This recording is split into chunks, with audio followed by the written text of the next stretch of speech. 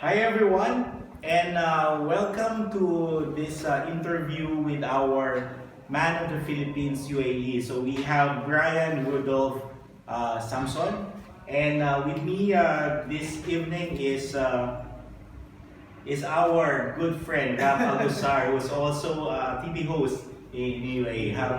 Say hi. Yes, hi, good evening sa ating lahat ng mga viewers. Magandang gabi sa ating lahat. At this time naman, kakausapin naman natin ngayon ang ating Man of the Philippines UAE, none other than Brian Rudolph Samson. Yes. Okay. But before that, let me say that this interview will be uploaded live dun sa page ng Man of the Philippines UAE and then dun sa page ng Man of the Philippines National Pageant. And of course, we are live now sa page ni Brian Samson. So, to those who are following this interview, you may send your comments and questions. Suggestions. Yeah. At na gusto yung malaman, don't forget to type it on the chat box. Yes. Okay. So, what we wanted to do, Brian, is that it's a casual conversation, but we wanted to do a trip to memory lane, no? So, kumbaga parang balikan natin yung first pageant mo, which is yung Mr. Teen Bayanihan 2018. And how was it? How was the first pageant? And how you were discovered to be part of that? Actually, nung una talaga, nag-aaral ako sa Far Eastern Private School. Hindi talaga ako interested when it comes to pageantry. Then yung may teacher na dumating, nagulat na lang kasi sinabi may Mr. Teen Bayanihan. So talagang meron ako stage fright kaya hindi ako mahilig sa mga ganito yung pageant kasi ganito. Tapos nakita ko dun si Sir Ryan Banks. So doon niya ako na-discover and talagang napakaganda ng experience ko sa Mr. Teen dahil tinuruan po kami ng maraming kinds and yung importante dun is yung building the family when it comes to the pageant. And unexpected yung nung in-announce yung pangalan ko ng nanalo ko, it was a great opportunity. How many were competing during that time? At least 10 candidates. 10 candidates and 10 for boys and 4 girls. Okay, and then you won, and you were the Mr. Bayanihan, Mr. Teen Bayanihan 2018. Yes. So, what do you think is your edge? Ba't ka nanalo sa Bayanihan competition? And isa kang baguhan, right? It's your first time to join sa major competition, pero kayo napili nila. So, what do you think is your edge on the other contestants?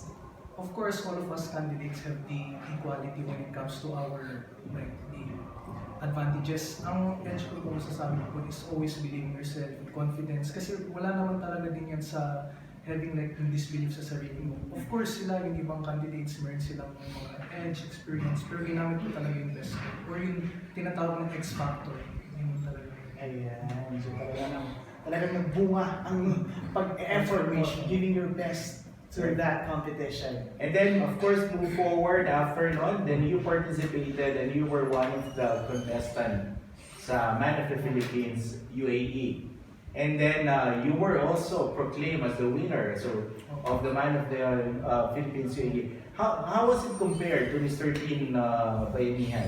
Napakalaki talaga yung changes po. Kasi nung sumali po ako ng Man of the Philippines, yung pagpapasalamat ko kay Sir Gilbert and sa whole team, it was really a great experience. Marami kang mga kalaban talaga na gusto nila i-imang round kasi of course we're not like wasting our time. Ginagawa natin ang effort natin. It was really a big difference because you are proclaimed as a man. So you have to have the integrity, advocacy, at yung nationalism. So a big change from being a teen to man. to a man. Transformation within a period of probably 1 year, less than a year, right? Less than a year. Less than a year, yeah. Okay. Yeah. So anong great lesson na nakututunan mo for those pageants na nasalihan mo? And sa tingin mo magagamit mo sa next pageant na gusto mong salihan? Is being true to yourself, having the right personality, because when it comes to pageantry, hindi naman siya about sa beauty, sa body.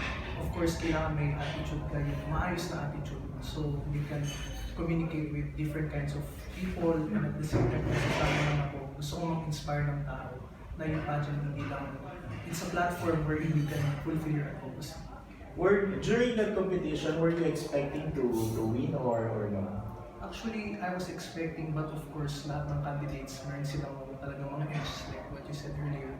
Talagang binili ko lang yung best ko, of course, to show myself and redeem myself. Even though that I'm at a very young age na pinanalo ko yung During the course of the pageant, kasi normally pag pageant, alam mo pag ay liyamado ako, pag bihado ako eh. But while competing during the Man of the Philippines UAE, when did you really realize na I can win this? Kaya during the finals yung pageant, because all of the supporters who believed in me, they gave me this confidence wherein they said that you can do it, it's not about your age. And binigay ko talaga yung best ko, and I would say the judgings were also fair. So talaga yung pagkatawag ng pangalan ko, nakaka-shocking talaga kasi it was unexpected at a very young age. yeah. There's a lot of chances pero nabigay talaga sa akin. So yun yung talagang blessing. Ano na sir, anong mga preparation na ginawa mo?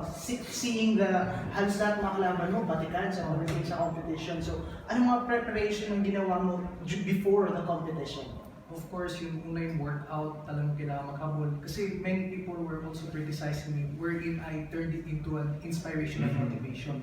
Kailangan workout, kain. Discipline ang talagang pinaka-importante. So, I started working out kasi yung mga candidates mo, iba, they have the good body. So, ang inisip ko, yung mentality, they're really prepared. So, binigay ko best ko and having a finishing touch sa mga Q&A, tapos yung pagtitingin sa mirror para ma-develop yung tingin sa mga audiences. And then, I know that the competition took place in September 2019, and then 2 months, you have to compete for the national competition of Man of the Philippines. So, medyo naradal ka ba noon na I only have 2 months to prepare for the national pageant, di ba?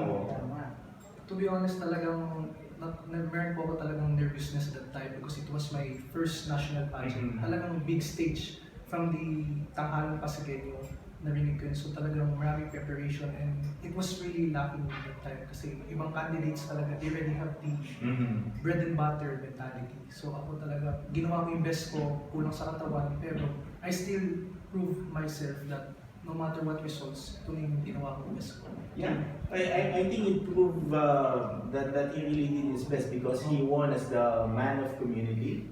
At the same time, he won as the best in festival wear.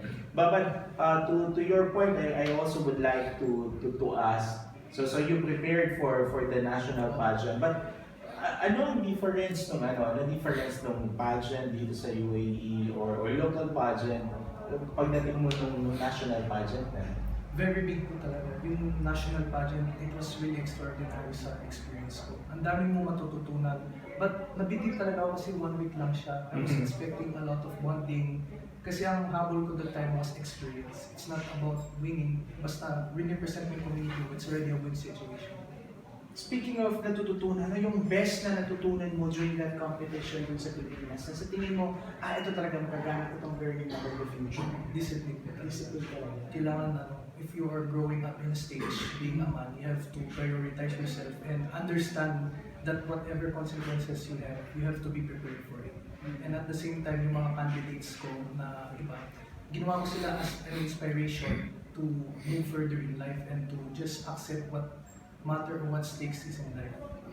May pagka, sportsmanship. Yes. And again, if you're just watching right now, so we are having an interview with Man of the Philippines UAE, si Brian Samson, and please send us your comments and your questions, and then also this interview will be posted live sa page ng Man of the Philippines UAE and then sa page ng National Man of the Philippines and Man of the Universe. You mentioned about the 1 week that you've been together, no? So how was that 1 week of being with your co-candidates? Because there were 21 candidates, no? So how was the experience that of really being with them for that 1 week? During the first day, meron po talaga yung kahiyaan. I was really shy kasi yung tingin na namin mga candidates kasi medyo natatakot pa ako that time kasi or parang ino-observe niyo ba ito? Okay ba ito? Matinding kalaban to. Oo, baka ito ba kalaban ko? Pero nung tumagal, talagang napakasaya. What you feel is the friendship and yung acceptance of family. Unlike dito sa UAE, doon mas madaming candidates. So you have a lot of chances to cope up with your candidates. So 21 sila, nag-build up doon is yung family. And talagang masaya po kasi meron different kinds of personality. And being at a young age, ang kinuha ko pong lesson is that you can be a man if you learn from them. And it's not too late to improve yourself kasi every day we're learning. So, did you feel any competition during that time, or you felt that you were there as a family banding together? More like family and unity talaga. Family Yung and competitiveness, it was just rejected. Talagang family po kami. Para hindi mo mafe-feel yung tension during the competition. So, good experience kasi parang family aura lang ang nandun sa place na yun. yeah. But also you mentioned about your day one. Did you check on sino ba ang biggest competitor ko dito, or parang you were not really thinking about that at all? Actually, yung biggest competitor ko, I just thought was myself. Kasi improvement lang talaga yung kailangan. Yung ibang candidates po, all of them were really strong. Kasi compared sa UAE, lahat sila talaga mga veterans and they have the bread and butter. So gusto talaga nilang gawin ang best nila para manalo. Good, that's very good. And now that you have gone through, he has gone through, let's say, 3 pageants. 3 major pageants. Yeah, so the teen, and then the UAE, and then sa national pageant. So, how the pageant 3 really molded you as a person or as a man? So, is this something that you wanted everyone to encourage and to experience, or you felt that no, I think it would be good na tama na, tapos na tayo dito? Actually, I want those future aspirants to join pageants talaga. Kasi nung unang pagsali ko sa Mr. T, to be honest, I really want to aim for the crown, yung individual self-love. Pero nung nasa Man of the Philippines UAE, ang gusto ko din is to win kasi mga manang kalaban ko, tas ako team. And you wanted to represent probably UAE talaga.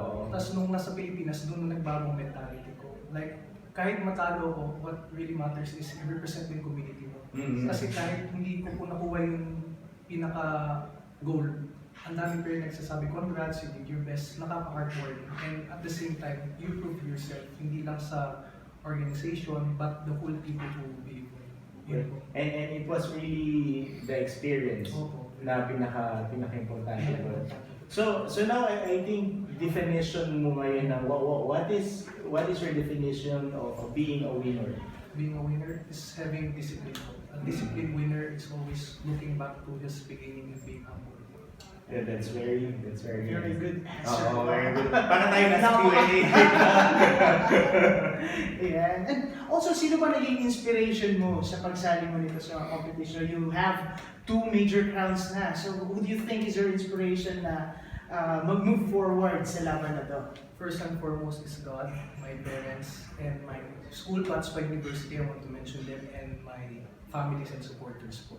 Who are watching right now. So, salamat sa inyo. You never stop to support, lalo yun sa mga social media. And yun, of course, kasama na din yung organization dito sa UAE para gawin ang best. And that is what I wanted to highlight also. Kasi having won the best in community votes, plus at the same time yung mga followers mo, sobrang lakas. Then how did you do that? So, lahat ba sila parang lumapit na lang sa iyo that I wanted to help you because I know that you are a potential candidate or I can see really a very, very bright future sa iyo. That's why I wanted to support you. Or ano nakita nila sa iyo? Ba't nila binoto?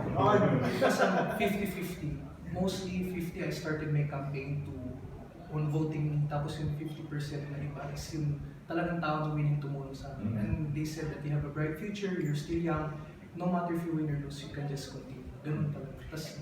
And I wanted to highlight that because looking at the pages ni Brian pag may mga voting, talagang iniisa-isa niya yan. So talagang, hi tita. Saan pinupuyat ko Hindi sa yung general upload, so talagang individual. So doon nakikita mo talaga yung determination niya to really win. Saka yung humbleness. Kasi ang hirap mag-reply, no?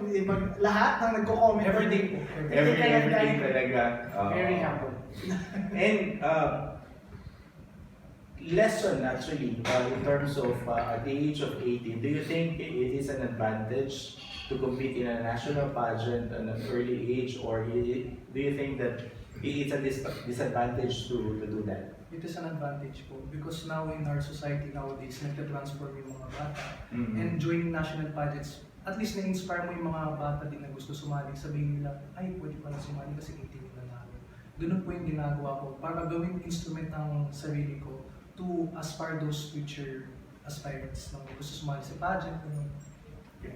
And also probably kasi it's not only about the winning, no? It's the experience plus also the relationship that you're building with your co-candidates. Sa Man of the Philippines palagi sinasabi natin, di ba? Integrity, advocacy, nationalism, saka man with a mission. Now, having experience to gone through the national pageant, ano na yung tingin mo dun sa core values na yun ng Man of the Philippines? Yung man with the mission. Because we are promoting our advocacy and having this platform, ito po yung pinakamalaking entablado kung saan you can promulgate and publicize your mission so that you can help people and being a man of community. And speaking of that, ano ba yung main advocacy ng isang Brian Samson, Man of the Philippines UAE? Fighting depression amongst all of them. So now that you have definitely you are the reigning Man of the Philippines UAE. So what do you wanted to do para ma-achieve yung advocacy na yun? Kasi sinasabi nila, no, ang advocacy na yan, ano lang yan, di ba? Papaganda lang yan sa sa mga pageant, di ba?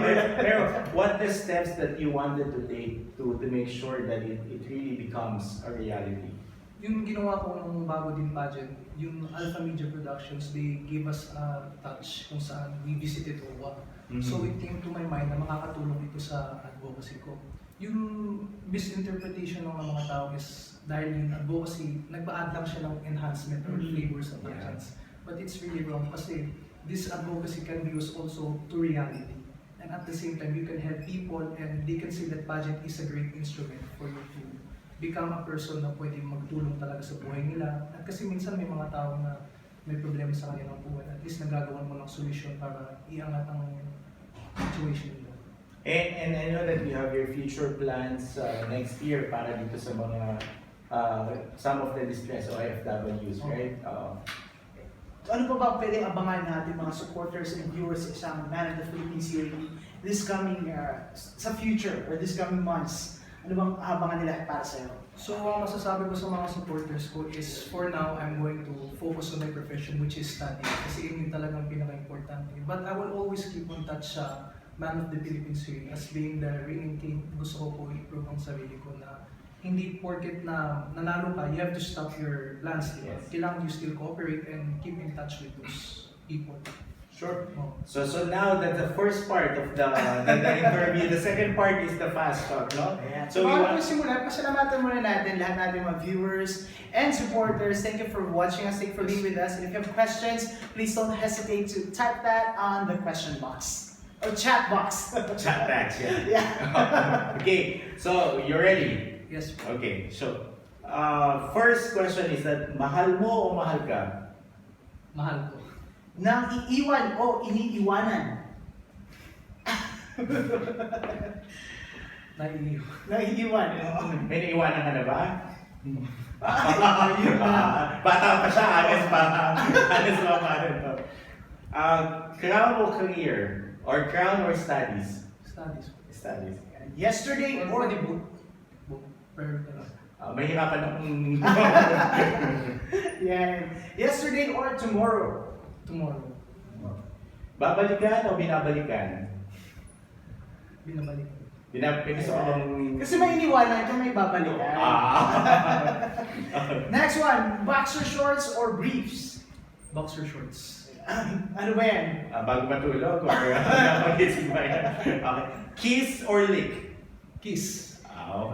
Proudest moment? Winning Man of the Philippines UAE. Unforgettable experience? Unforgettable experience is seeing my parents happy graduation day. Wow. Embarrassing moment? Embarrassing moment is yung dama. Yung Most siguro, embarrassing embarrassing is na pahiya sa stage nung sa school. Biggest lesson that you've The learned? biggest lesson you learn is always keep on believing on yourself and going back to the beginning. Biggest influence. Last question. What kind of things? Any biggest influence sa'yo? Parents. Now, we would like to give you the stage and Take the opportunity. opportunity really to thank all your supporters, those who helped you in your journey for the last, I would say for the last 2 years, no? From the time that you won the Bayanihan and then the UAE and then also in this pageant. And then also, tell them what would be your future plans, yeah. Yun, thank you. First and foremost, gusto ko pasalamatan ay si God, my parents, and to those who supported me, and of course, the management of Man of the Philippines, si Sir Gilbert, Sir Erwin, si Ma'am Fritzy, Ma'am Joya, and yung mga umaabang din sa atin sa social media po. Sila Direk Direk Raymond, sila Neil, so awesome. Tapos si Dr. Nino, Ma'am Sally, thank you, Batspa University, Sir Jeffrey, and Ma'am Simon po. And any message para sa mga supporters natin? Alam ko, libo-libo Libo-libo. ang mga nag-aantay. Oo. Sa lahat ng mga supporters who are watching right now, hindi ko po mamimension sa dami nga po. So I would like to thank you for supporting me till now po. And sa future plans ko, of course, sana nandyan ka rin po. And we really look forward to a great year as the reigning man of the Philippines, UAE. And definitely a lot of good things ahead of you. Thank you very much, Brian, for this opportunity. And please ask them to continue supporting you. We will be uploading most of the activities and updates that you have sa page of Man of the Philippines UAE and also sa page natin. Sa lahat ng mga supporters ko, please like the page of Man of the Philippines New Breed and Man of the Philippines UAE because we're going to post a lot of new updates that is not only based on our life but at the same time yung mga advocacy and yung mga future plans po. Thank you very much. And everyone, thank you all for watching this interview. So I am Gilbert Espiritu, your man from the Philippines. And I'm Rapper Guzar, and I'm your host for tonight. Thank you very much and have a good evening, everyone. Have a great evening!